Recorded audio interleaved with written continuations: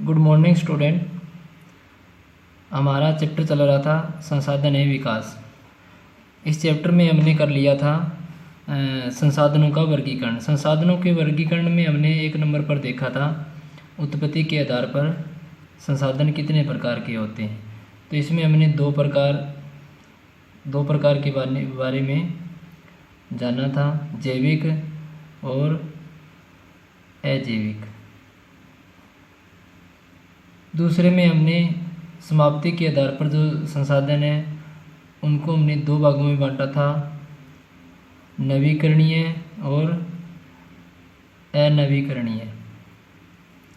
इसके बाद में हमारा तीसरा था लास्ट में, उसमें स्वामित्व के आधार पर संसाधनों को हमने 4 भागों में बांटा था, व्यक्तिगत, सामुदायिक, राष्ट्रीय और अंतर्राष्ट्रीय। तो जो हमारा वीडियो का पहला पार्ट है उसके अंदर हमारा अंतर्राष्ट्रीय संसाधन तक हो गया था। इसके लिए आपको वीडियो नंबर 1 देखना होगा। अब आगे बात करते हैं वर्गीकरण में ही। चौथा जो हमारा वर्गीकरण है वो हमारा आधार रहेगा विकास की अवस्था। अब जो विकास की अवस्था है इसके आधार पर संसाधनों को हम 4 भागों में या 3 भागों में बांट सकते हैं।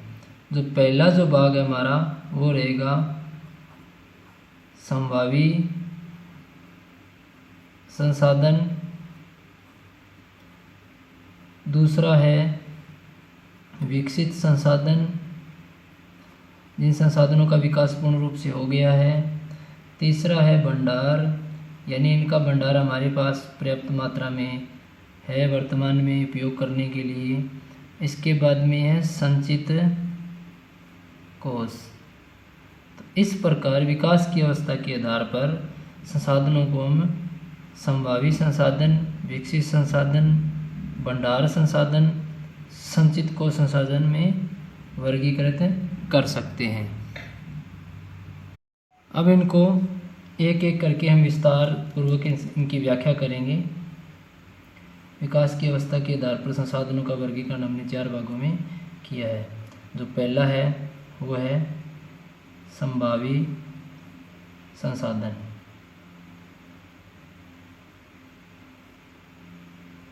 देखते हैं, संभावी संसाधन वे संसाधन होते हैं, संभावी संसाधन वे संसाधन होते हैं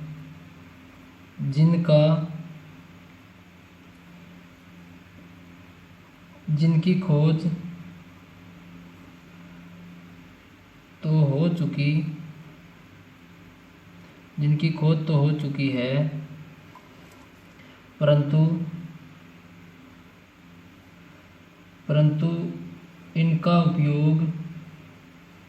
परंतु इनका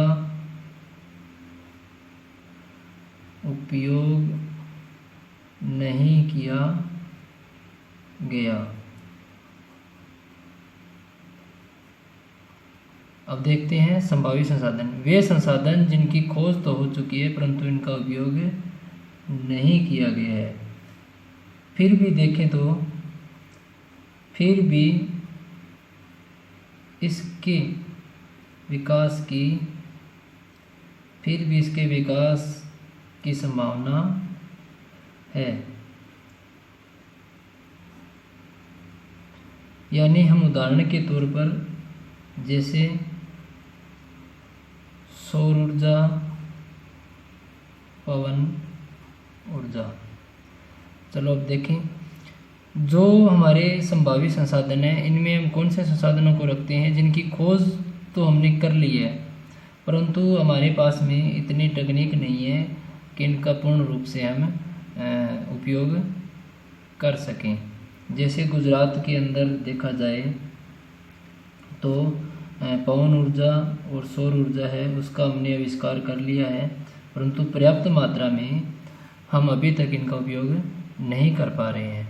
तो संभावी संसाधन के बाद में हमारा दूसरा आता है वो है विकसित संसाधन।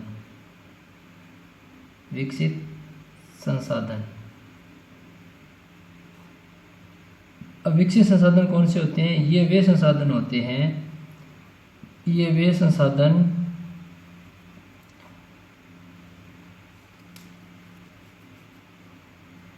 है जिनका सर्वेक्षण, ये वे संसाधन हैं जिनका सर्वेक्षण हो चुका होता है। यानी विकसित संसाधन है, इनका सर्वेक्षण हमने कर लिया है, इनकी मात्रा भी हमने भली भांति जान ली है, और इन संसाधनों का विकास तकनीक के ऊपर आधारित होता है। हमारे पास में कितने की टेक्नोलॉजी है कि इन संसाधनों का हम पूर्ण रूप से उपयोग कर पाएँ। या फिर देखा जाए तो ये संसाधन लागत पर भी निर्भर करते हैं। यानी विकसित संसाधन में कौन से संसाधन आते हैं? ये वे संसाधन हैं जिनका सर्वेक्षण हो चुका है। सर्वेक्षण का अर्थ हम यहाँ पर ऐसे लेंगे कि इनका भंडारण हमारे पास में कितना का है। अगर वर्तमान में जिस गति से हम इनका दोहन कर रहे हैं, क्या हम कितने वर्षों तक इनको उपयोग में ले पाएंगे, ये सारा हमने सर्वेक्षण के तहत कर लिया है। या फिर इन संसाधनों में, या फिर लिख सकते हो आप इन संसाधनों का विकास, इन संसाधनों का विकास तकनीक व लागत पर निर्भर करता है। जैसे कोयला हो गया, कोयले के भंडार हमारे पास सीमित मात्रा में है, हमने इनका सर्वेक्षण पूर्ण रूप से कर लिया है। लोहा अयस्क हो गया आदि इस श्रेणी में रखे जाते हैं। इसके बाद में अगर देखा जाए तो हमारा 3 नंबर पर आता है भंडार। भंडार नाम से स्पष्ट हो रहा है कि जो भंडार संसाधन होते हैं, ये कौन से संसाधन होते हैं? ये वे संसाधन होते हैं, या ये संसाधन मानव की ज़रूरतों को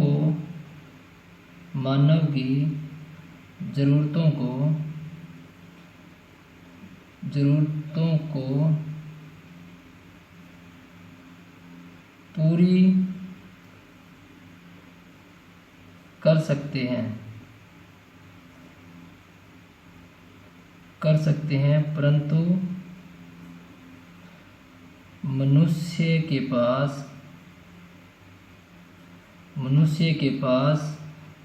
इनके विकास के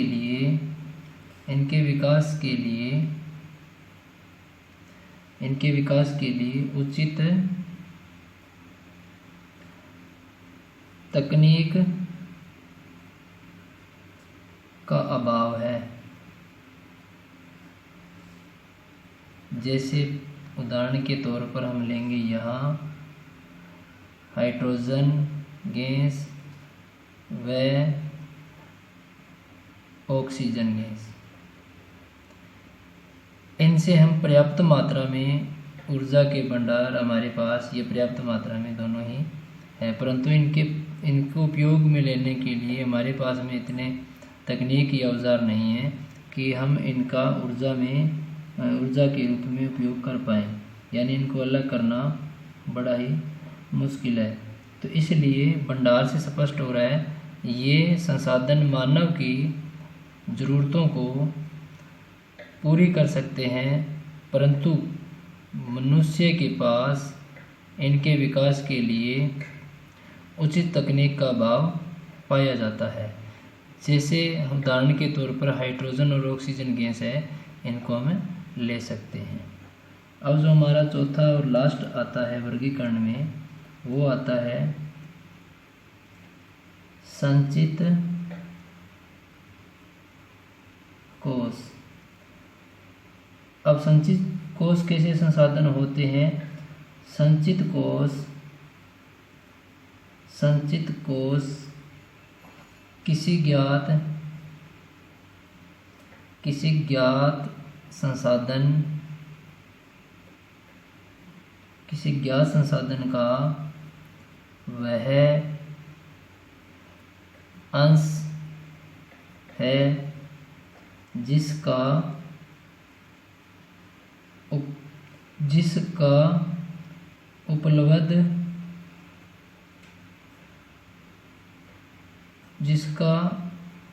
उपलब्ध तकनीक से उपयोग तो किया जा सकता है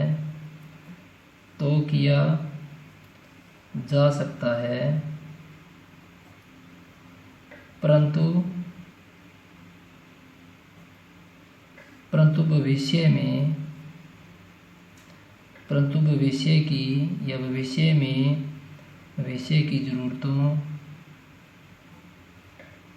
भविष्य की ज़रूरतों को ध्यान में रखते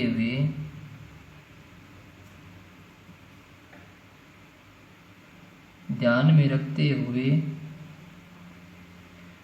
उपयोग किया जाता है। उदाहरण के तौर पर हम इनको ले सकते हैं, जल विद्युत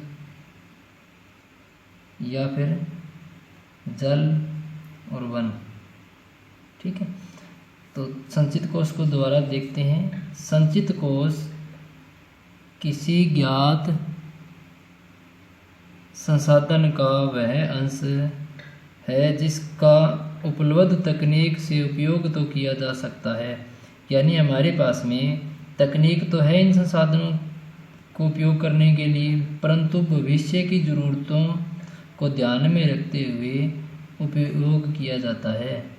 अब बात ये आती है कि अगर हमने तकनीक है और उस तकनीक के अकॉर्डिंग हमने इनका उपयोग करना शुरू कर दिया तो ये संसाधन जल्द ही समाप्त हो जाएंगे और आने वाले भविष्य के लिए ये सुरक्षित नहीं रह पाएंगे। इसलिए इनका उपयोग है वो एक सुनियोजित तरीके से किया जाता है। तो जैसे इसमें जल और वन हमने दो उदाहरण के तौर पर लिए हैं।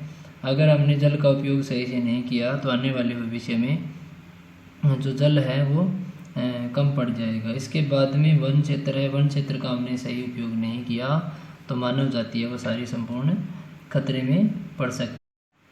अब हम देखेंगे संसाधनों के मुख्य लक्षण क्या होते हैं। तो संसाधनों के मुख्य लक्षण में अगर देखा जाए तो पहले नंबर पर हम ये ले सकते हैं, ये उपयोगी होते हैं। यानी जो संसाधन होते हैं वो मानव के लिए बहुत ही महत्वपूर्ण होते हैं और ये संसाधन आर्थिक दृष्टि से देखा जाए तो किसी देश के लिए भी बहुत ही कारगर सिद्ध होते हैं। नंबर 2 हम ले सकते हैं, ये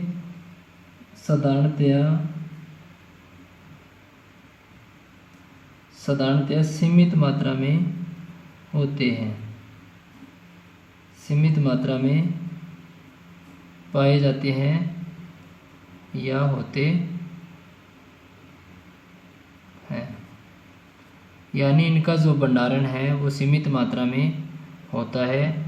ये कुछ संसाधन इस प्रकार के होते हैं जो एक बार समाप्त हो गए उसके बाद में हमारे को प्राप्त करने में काफ़ी समय लग जाता है। जैसे कोयला हो गया, कच्चा तेल हो गया। ठीक है, तो इस प्रकार के संसाधन हैं उनको हम बड़ी मुश्किल से प्राप्त कर पाएंगे। इसके बाद में इसकी जो तीसरी विशेषता है वो ये है, ये कई प्रकार की वस्तुएं बनाने में हमारी सहायता करते हैं। ये हमारी कई प्रकार की वस्तुएं बनाने में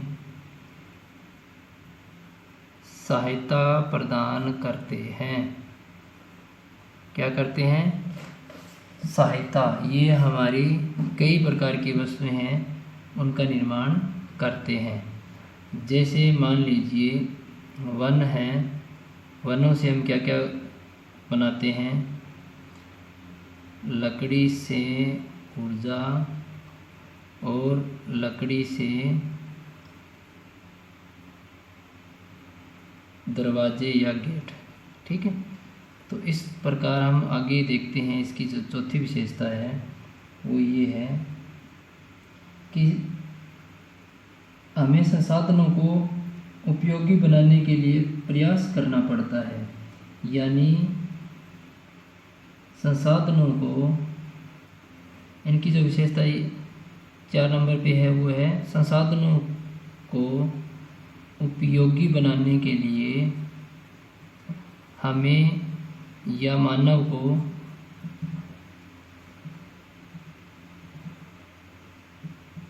प्रयास करना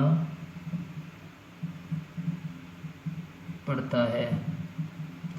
यानी कोई भी संसाधन है जो हमें प्राकृतिक रूप से मिला है उसका हमने कुछ न कुछ प्रयास करना पड़ेगा और तब जाकर वो हमारे उपयोग में लेने लायक होगा। कोयला है, मान लीजिए कोयले को हम क्या करते हैं, खुदाई करके मानव खनन क्रिया के द्वारा बाहर लेकर आता है या उद्योगों तक लेकर जाता है, फिर उसकी ऊर्जा प्राप्त की जाती है। इसी प्रकार जितने भी प्रकार के लोहा अयस्क है, तांबा है, चांदी है, सोना है, ये बहुमूल्य कब होते हैं, जब मानव इन संसाधनों को अपने प्रयास के बलबूते के आधार पर इनका रूप चेंज करता है। इसके आगे देखें तो 5वीं जो विशेषता है, 5 नंबर पर विशेषता ले सकते हैं, विज्ञान एवं तकनीक के साथ साथ बदलती रहती है। यानी इन संसाधनों की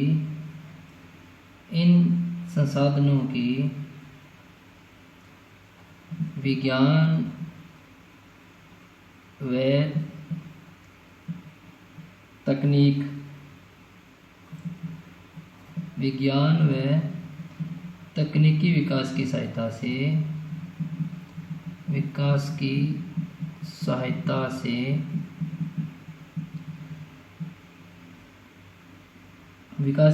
से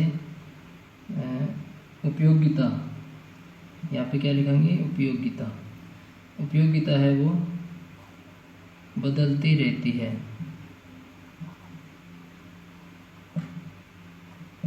तो जैसे जैसे मानव जाति ने विकास किया है, इन संसाधनों का विकास तकनीकी के आधार पर इनका जो उपयोगिता है वो बढ़ती जा रही है।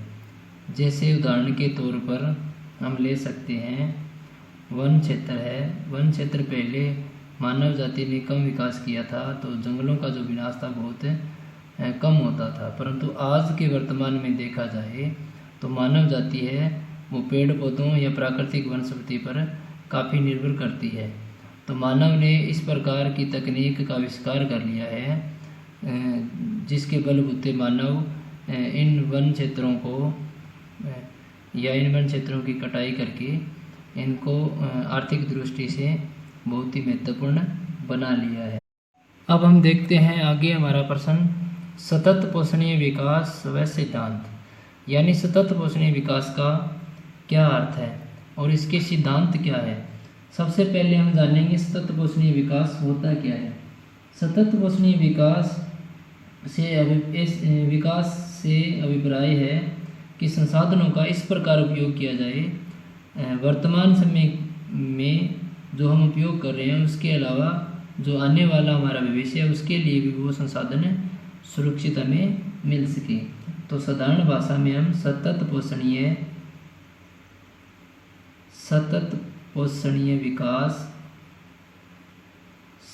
पोषणीय विकास से अभिप्राय है कि संसाधनों का इस प्रकार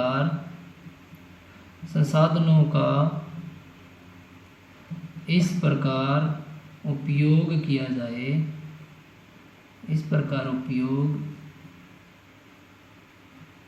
किया जाए ताकि आने वाले समय के लिए ये संसाधन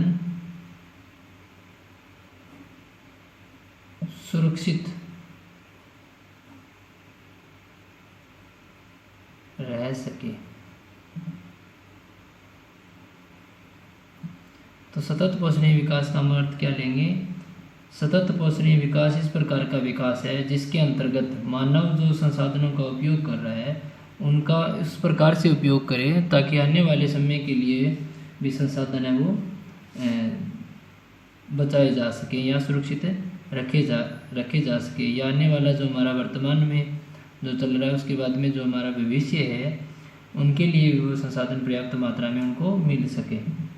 उसके बाद में सतत पोषणीय विकास के सिद्धांत आते हैं। सिद्धांत में क्या होता है कि सतत पोषणीय विकास किस प्रकार से कार्य करने वाली संस्था है या किस प्रकार से कार्य करने वाली एक विचारधारा है। नंबर 1 में हम क्या लेंगे? जीवन सभी की देख रेख या फिर उचित देख रेख, उचित देखभाल करना। अब सतत पोषणीय विकास के अंतर्गत हम क्या करेंगे? संसाधनों की उस प्रकार से देखभाल करनी है ताकि आने वाले समय के लिए भी हम इन संसाधनों को बचाकर रख सकें। नंबर 2 पर हम इनकी जो सिद्धांत है दूसरा सिद्धांत के रूप में ले सकते हैं वो है गुणवत्ता में वृद्धि। अब वृद्धि करना, अब कुछ इस प्रकार के संसाधन भी हैं जिनकी जनसंख्या दबाव के कारण उनकी गुणवत्ता है, क्वालिटी है, वो धीरे धीरे कम होती जा रही है। तो उसमें भी सुधार करना है, उसमें भी वृद्धि करना है, गुणवत्ता को बनाए रखना है। जैसे हम उदाहरण के तौर पर लेते हैं मृदा, और ये इसकी जो गुणवत्ता है किसके कारण ख़त्म होती जा रही है? कृषि के कारण। अब कृषि में किसानों को जागरूक करना, मृदा के बारे में उनको थोड़ा सा जानकारियाँ उपलब्ध करवाना, तो ये सारी बातें गुणवत्ता वृद्धि में आती है। या फिर पेड़ पौधे आते हैं, उनको जंगलों को नए काटना या फिर उन पे जंगल कटाई पे रोक लगाना। तो इस प्रकार के ये सारे कार्य है वो जितने भी संसाधन हैं उनकी गुणवत्ता में वृद्धि करने से संबंधित है। नंबर 3 में देखें तो प्राकृतिक संसाधन है उनकी कमी होती जा रही है। कमी को कम करना, किसको कम करना? प्राकृतिक संसाधनों की कमी होती है।